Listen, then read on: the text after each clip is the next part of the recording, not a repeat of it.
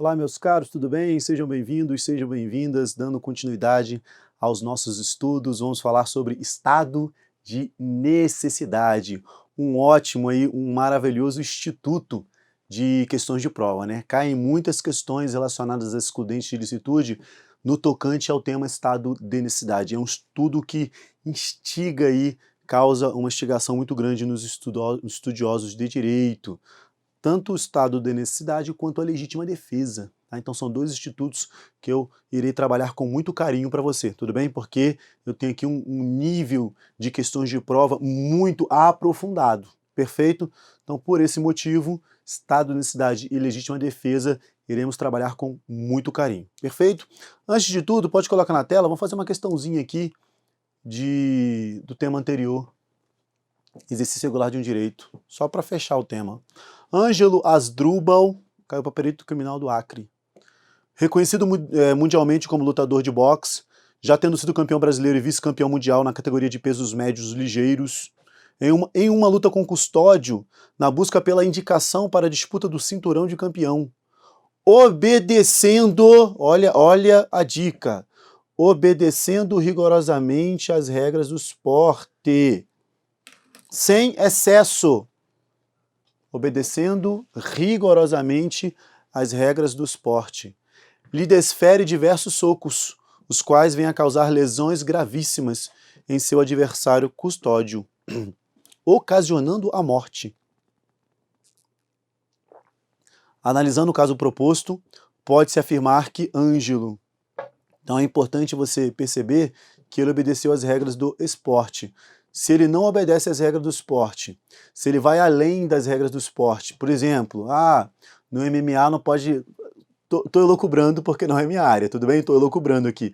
Mas no MMA não pode dar soco na nuca, tem a parte da nuca que não pode bater, não pode dar, desculpe-me o termo, mas aqui eu vou utilizar aqui do português claro e direto, não pode dar chute no saco, aí o cara dá um chute no saco, essas coisas que vai além das regras do esporte. Se ele vai além das regras do esporte, ele responde pelo excesso. Tudo bem?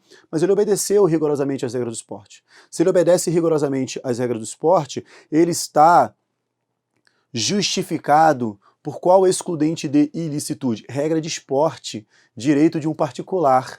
Isso é exercício regular de um direito ou é estrito cumprimento de um dever legal? Sem dúvida nenhuma, isso é exercício regular de um direito.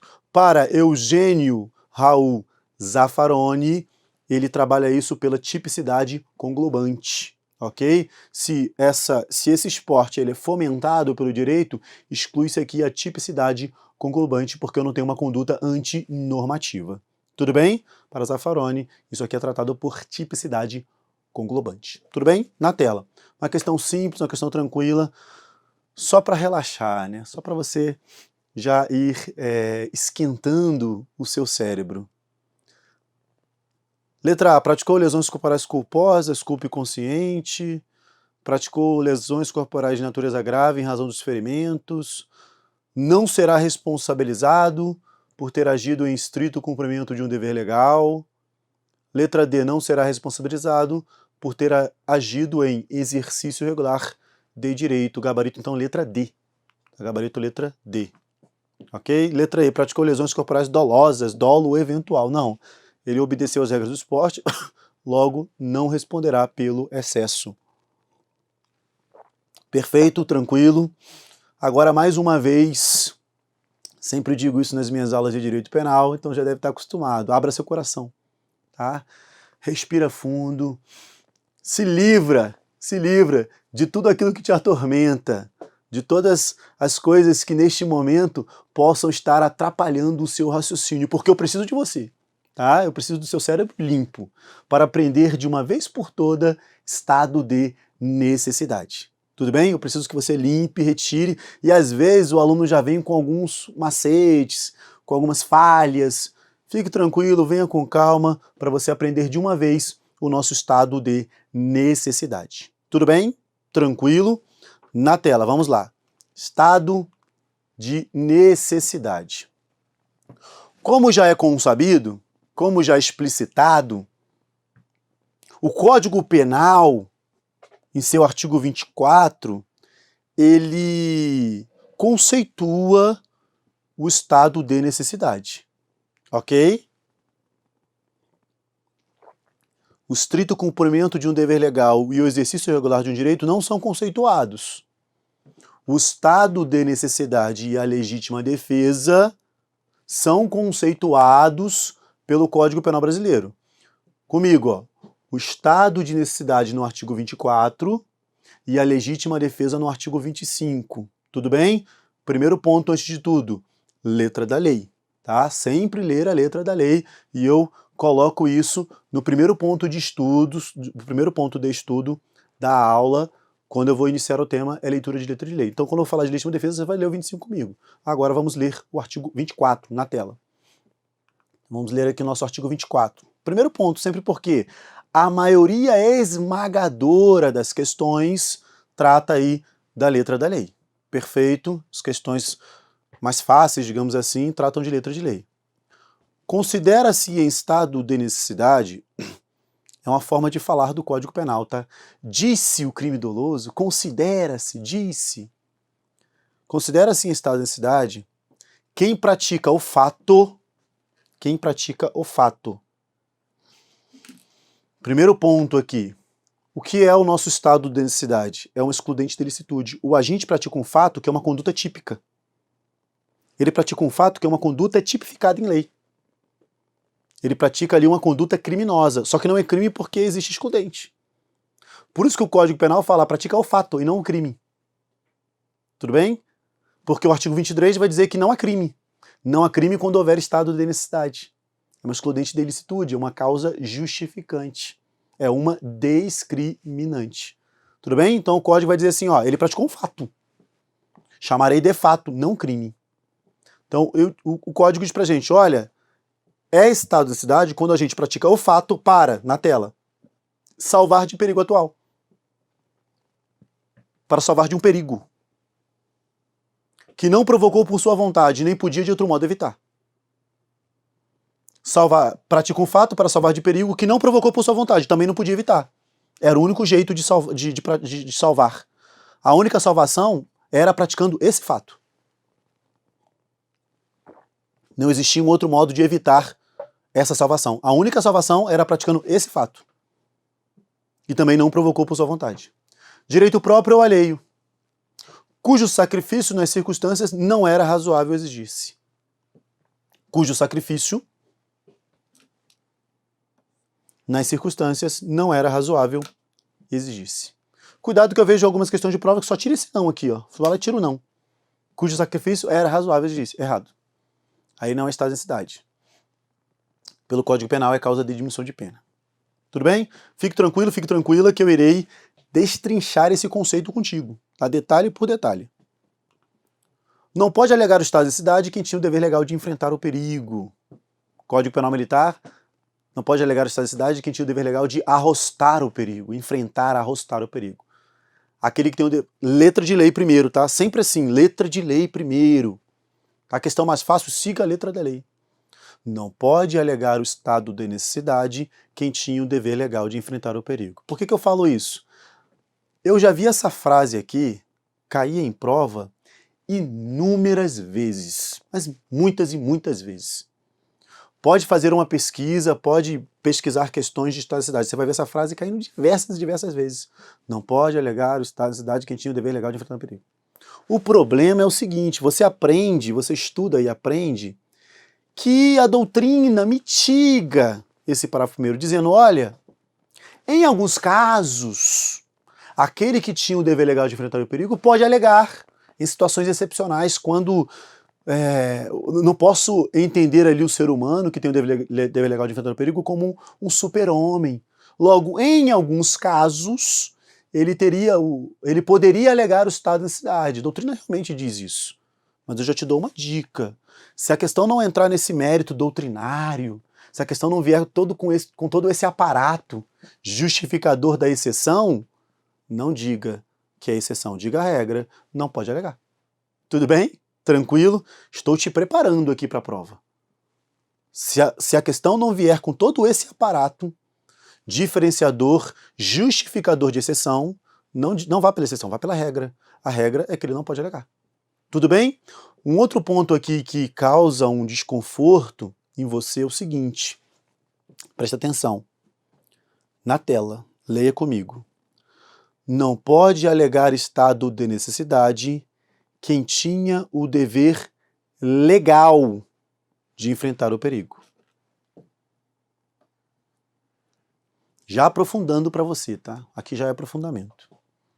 Não pode alegar quem tinha o dever legal de enfrentar o perigo. Essa regra do 24, parágrafo 1º, 24, parágrafo 1º do Código Penal, versus artigo 13, parágrafo 2º, falei segundo e anotei primeiro, né? Todos do Código Penal. Normalmente, olha só, presta atenção, normalmente os alunos interpretam as duas regras conjuntamente. É muito comum, inclusive existe cunho doutrinário para isso.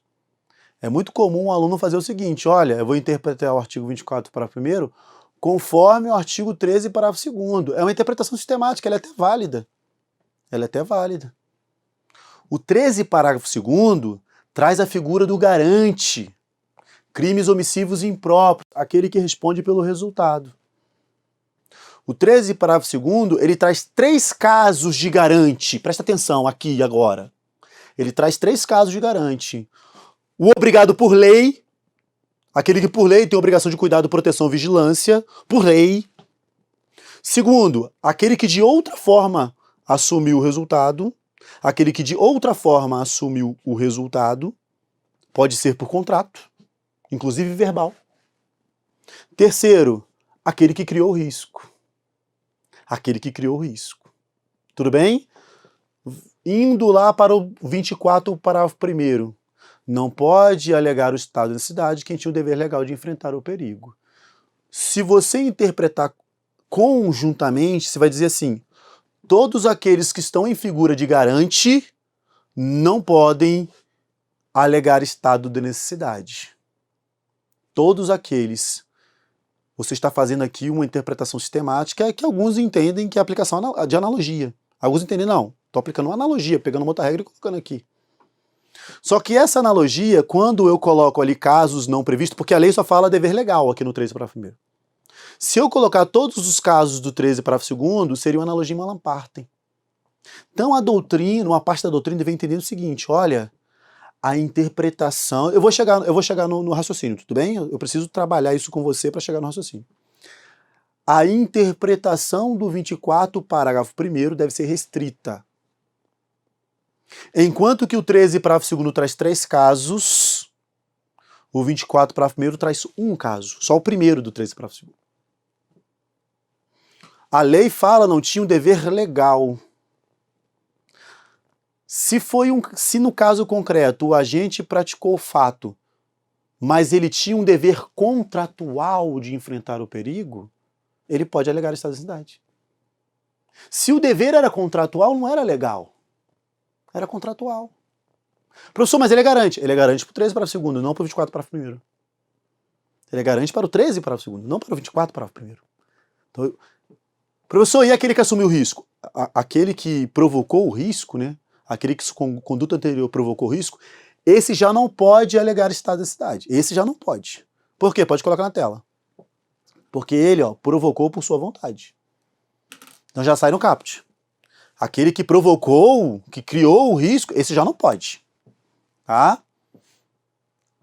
Então das 3 hipóteses do 13, parágrafo 2º, a terceira hipótese, não. Esse aí já sai no caput. A primeira hipótese é aquele que tinha obrigação por lei. Ela é igual ao 24, parágrafo 1º. Aquele que tinha o dever legal. A segunda hipótese de garante é aquele que de outra forma assumiu o risco, assumiu o dever de proteção. Esse de outra forma é aquelas que não são da lei.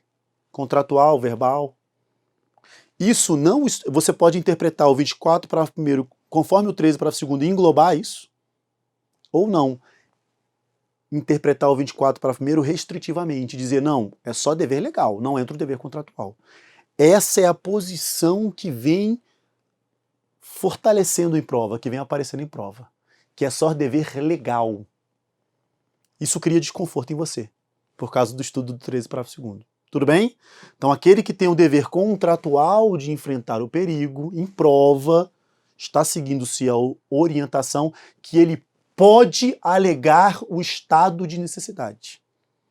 Ele pode alegar o estado de necessidade. Tudo bem? Tranquilo? Entendemos essa situação? Professor, me dá um exemplo. A pessoa que faz uma segurança particular.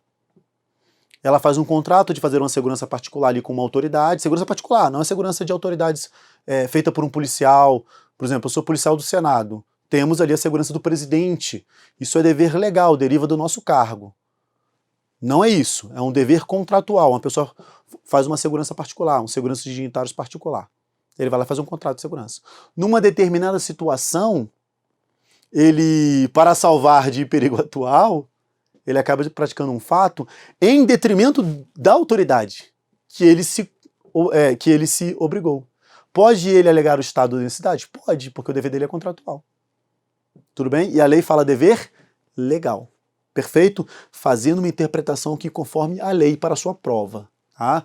Doutrinariamente temos corrente para os dois lados. Tá? Doutrinariamente temos corrente para os dois lados.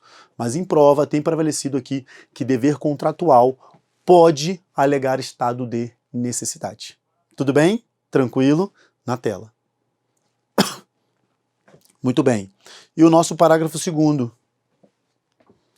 Embora seja razoável exigir-se o sacrifício do direito ameaçado, a pena poderá ser reduzida de 1 a 2 terços. Iremos trabalhar o que é isso, né? O que é esse embora? Primeiro o texto legal, tá? Primeiro aí o texto da lei. Embora seja razoável exigir o sacrifício do direito ameaçado, redução de 1 a 2 terços, mesma redução da tentativa, mesma redução do arrependimento posterior, de 1 a 2 terços. Iremos diferenciar aqui, o ponto crucial é diferenciar quando o sacrifício não é razoável exigir-se e quando o sacrifício é razoável exigir-se. Tá? Quando o sacrifício é razoável exigir-se. E aqui temos o chamado direito ameaçado, direito próprio alheio, que é o ameaçado, e o sacrifício, o direito sacrificado que iremos trabalhar. Tudo bem? Então, com isso, podemos iniciar, agora sim, iniciar os estudos de estado de necessidade. Vamos aos requisitos. Então, o que é estudar os requisitos?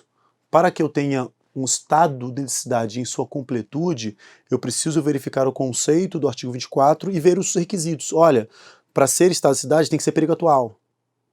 Tem que ser que ele não provocou por sua vontade, direito próprio à lei. Então, vamos verificar esses detalhes. Tudo bem? Na tela.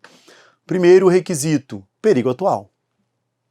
Primeiro requisito, perigo atual. O agente tem que estar agindo diante de um perigo. Muito cuidado nesse ponto aqui, muito cuidado. Será estado de necessidade diante de um perigo atual, desde que esse perigo atual não configure agressão. Desde que esse perigo atual não configure uma agressão atual ou iminente. Na legítima defesa, o requisito é a agressão atual ou iminente. Será perigo atual desde que... Aqui é caráter subsidiário do estado de necessidade. O estado de necessidade ele é subsidiário da legítima defesa. Tudo bem? Porque se for a agressão iminente, a agressão também é um perigo. Se você está sofrendo uma agressão, você está em perigo, sem dúvida nenhuma. Mas eu tô te avisando, olha, se o seu perigo for uma agressão, não será estado de necessidade, será legítima defesa. Porque o estado de necessidade é subsidiário da legítima defesa. Tudo bem? Tranquilo? Professor, numa mesma situação, eu posso agir em estado de necessidade e em legítima defesa? Numa mesma situação? Pode. É possível. Exemplificando para você. O agente está sofrendo aqui uma agressão. Uma injusta agressão. Alguém vai matá-lo. Uma injusta agressão. Na injusta agressão, na legítima defesa, para eu me defender, a minha conduta tem que ser direcionada a ele. para eu me proteger, a minha conduta tem que ser direcionada a ele. E aí eu tenho a legítima defesa. A palavra defesa aqui, a legítima defesa. Estou me defendendo dele. Professor, no estado de necessidade, existe o estado de necessidade defensivo e agressivo. Não existe legítima defesa agressiva. A legítima defesa é sempre defensiva, é sempre defesa. O que é o estado de necessidade agressivo? É quando a minha conduta é voltada para um terceiro. Então imagine que alguém está me matando, alguém vai me matar, e eu pego a arma de alguém de forma ilegal para me defender, e atiro. Contra aquele que eu estou atirando, estou eu em legítima defesa. Contra aquele que eu furtei, que eu furtei a arma, estou em estado de necessidade. Porque não existe legítima defesa agressiva, isso é estado de necessidade. Porque, apesar de eu estar diante de uma agressão iminente, para aquele outro ali, eu posso me utilizar que essa agressão é um perigo. Não existe a legítima defesa contra ele. Mas para ele, eu posso dizer que essa agressão é um perigo. Porque é. A agressão iminente é um perigo. O perigo atual ele é mais amplo. Tá? O perigo ele é mais amplo que a agressão. Mas saiba comigo, olha, quando for caso de agressão, não considere perigo. Vai ser caso de legítima defesa, não de estado de necessidade. Perceba que a mesma situação, ela foi utilizada como uma agressão contra aquele que eu atirei, mas essa agressão não pode ser utilizada como legítima defesa para um terceiro, mas ela pode ser utilizada como um perigo. E aí é estado de necessidade na mesma situação. Tudo bem? Tranquilo? Eu avisei. Abra seu coração. Aqui é hora de aprofundar. Perfeito? Tranquilo? Então, o perigo atual, para fins de caracterização de estado de necessidade, não pode ser agressão, embora a agressão seja um perigo. Embora a agressão seja um perigo. Tudo bem? Tranquilo? Segundo ponto, dentro de perigo atual. Muita gente fala assim, e o que eu vou falar está errado. A agressão é atual ou iminente, ela é provocada pelo homem. E o perigo atual é provocado pela natureza. Não, está errado. Vamos lá. A agressão, ela é humana, provocada pelo homem. A agressão, ela é humana, ela é provocada pelo homem. Ok? O perigo pode ser provocado pela natureza ou pelo homem. Situações de perigo também podem ser provocadas pelo homem. Professor, se for provocado pela natureza, já é perigo, não vai ser agressão injusta, porque a agressão injusta é humana, não vai ser. Agora, se for provocado pelo homem, como é que eu diferencio que vai ser agressão injusta e casos que não vai ser agressão injusta e sim perigo atual? Costumo dizer o seguinte, uma forma fácil, uma forma simples de diferenciar. Na agressão injusta, aquela provocação injusta, aquela agressão injusta, ela é direcionada a você. Normalmente ela é direcionada a você. E aí você se defende dela. Isso é agressão injusta. No perigo atual, aquela situação de perigo não foi direcionada a você para você estar se defendendo dela. Mas ela te colocou em perigo. Então vamos pensar aqui no fogo. Professor, incêndio. Incêndio é perigo atual ou agressão injusta? Vamos lá. O agente, ele tem uma arma que joga fogo em você. Então ele está jogando ali fogo em você, ó, te incendiando. E você age contra ele. Isso é agressão injusta ou perigo atual? Agressão injusta. Direcionada a você. Professor, o agente colocou fogo na casa que eu estava e para poder sair da casa eu arrombei a casa do vizinho. Então o fogo na casa provocado pelo homem, nesse caso, perigo atual. Perceba que não foi direcionado a você. Ok? Então, o perigo atual pode ser provocado pelo homem ou pela natureza. A agressão injusta é somente humana. A agressão injusta é somente humana. Tudo bem? Tranquilo? Professor, um cachorro está me atacando. O cachorro está a me atacar.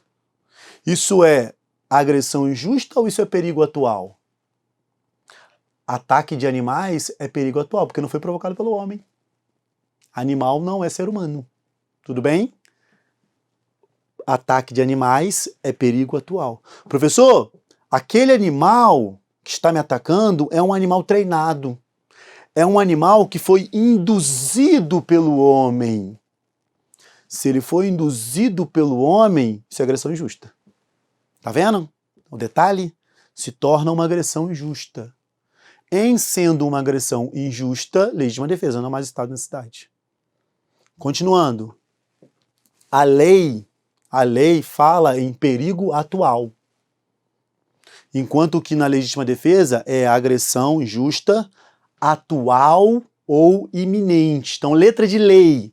Se cair na prova perigo atual ou iminente, está errado. Porque a lei só fala perigo atual. Ela não fala perigo atual ou iminente. Tudo bem? Tranquilo? Mas, e aí agora, lembre-se, né? Letra de lei é uma coisa, doutrina é outra. Então tem que ver como é que está a questão na prova. Se caiu o básico, a letra da lei é só perigo atual. Doutrinariamente, o que a doutrina vem dizer? Vou pegar aqui a voz do ex-ministro do STJ convocado, um grande doutrinador de direito penal, ministro Assis Toledo. Ele falava assim, olha, o que é um perigo? O que é uma situação de perigo? Perigo é dano atual ou dano iminente. Então, se você está numa situação de dano iminente, isso é perigo. Então, perigo ali é a iminência do dano. Uma situação de perigo é a iminência do dano.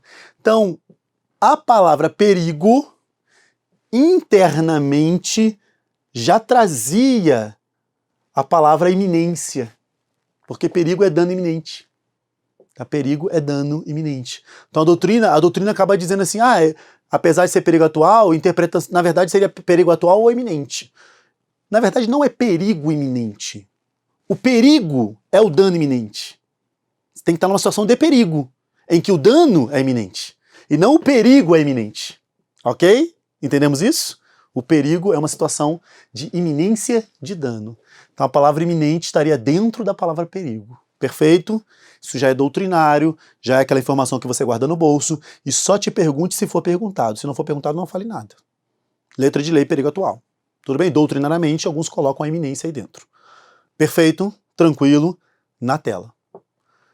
Show de bola. Olha como o primeiro requisito, ele já provoca diversas discussões, né? Já provoca diversas discussões. Então eu diferenciei com você o perigo atual da agressão injusta atual ou iminente. Ok? Próximo requisito. Ameaça a direito próprio ou alheio. Ameaça a direito próprio ou a direito alheio. No estado de necessidade, é possível que você pratique um fato para salvar um direito alheio. Estado de necessidade própria, estado de necessidade de terceiro. Então, no estado de necessidade, é possível que você pratique um fato para salvar de perigo atual um direito alheio. Tudo bem? Tranquilo? Está vindo um carro desgovernado. Um carro que perdeu estava no freio de mão soltou, a marcha soltou, ele está vindo o morro sozinho, está caindo o morro, está vindo lá no morro.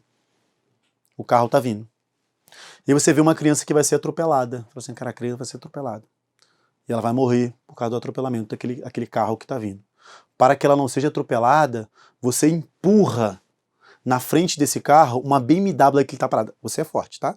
Você foi lá e empurrou uma BMW, que nem sua é. Você foi lá e empurrou uma BMW. E a BMW ela acabou atrapalhando o carro. Perceba que a criança estava numa situação de perigo, provocada ou pela natureza ali, pelo carro, ou pelo homem que não, né, foi negligente. Não era uma situação de agressão injusta, não tinha ninguém no carro ali jogando o carro contra ela. Tá? Não era uma situação de agressão injusta, era uma situação de perigo. Você, para salvá-la, jogou uma BMW na frente. A ameaça era direito alheio. Tá? A ameaça era a direito alheio. Então, estado de necessidade próprio quando o direito é próprio, estado de necessidade de terceiro quando o direito é alheio. Você também pode praticar um fato para salvar direito alheio. Da mesma forma que a legítima defesa própria e a legítima defesa de terceiro. Tá? Do mesmo jeito. Tranquilo? É possível os dois. Estou enfatizando bem a situação porque isso o estado de necessidade próprio de terceiro, ele não se confunde, e aí já vai ficar aqui uma pergunta instigadora para você, não se confunde com o estado de necessidade defensivo e o estado de necessidade agressivo. São situações distintas, que eu irei diferenciá-las no próximo bloco. Tchau, tchau.